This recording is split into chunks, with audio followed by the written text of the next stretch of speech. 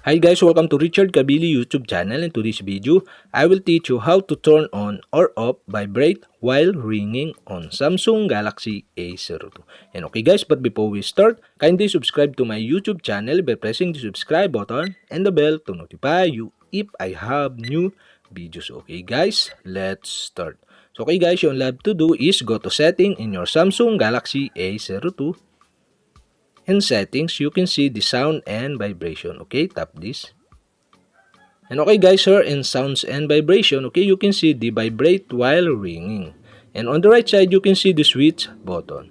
And okay guys, to turn on the vibrate while ringing, okay, you'll have to do is switch on the switch button on the right side.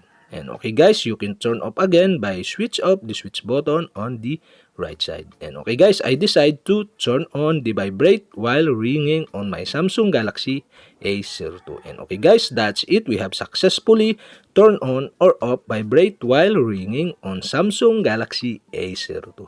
And okay guys, if you have a question, kindly comment below. And don't forget to hit the subscribe button and the bell to notify you if I have new videos. Okay guys, thank you for watching.